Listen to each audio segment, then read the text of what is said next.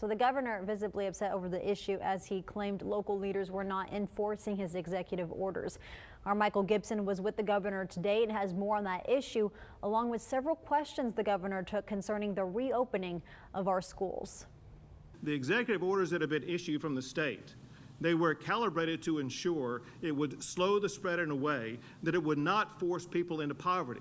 If we have all governments enforcing the protocols already in place, it will ensure that we do not have to lead into a lockdown that forces people into poverty. Governor Greg Abbott forcefully trying to make his point that if his executive orders had been followed, requiring everyone to wear a mask inside a business and for restaurants to enforce maximum seating rules, our state's COVID numbers would not have skyrocketed.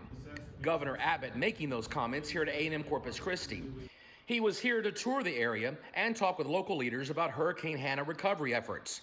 Once finished, it was time for questions from the media, and I was ready.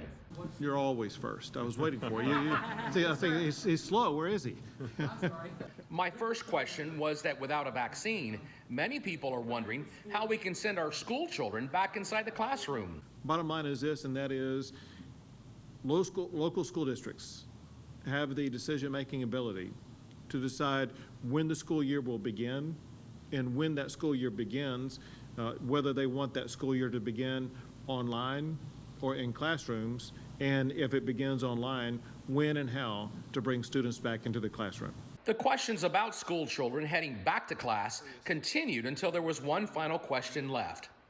That's when I asked Governor Greg Abbott if he knew when a vaccine might be on its way.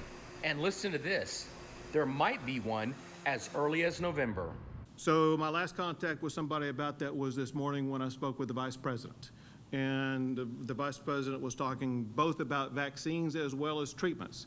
So vaccines are being accelerated very swiftly. There is a remote, small chance possibility that vaccines may be ready as early as November. The governor's next stop was down along the border, where they also have been hard hit by the coronavirus surge and had to deal with Hurricane Hanna. Michael Gibson, 3 News. Now, if you think the governor and local law enforcement are giving conflicting interpretations of that order, you're right. This is the first time the governor has publicly expressed this opinion, and we'll follow up with local law enforcement to see if they're now taking a second look at their stances in the coming days.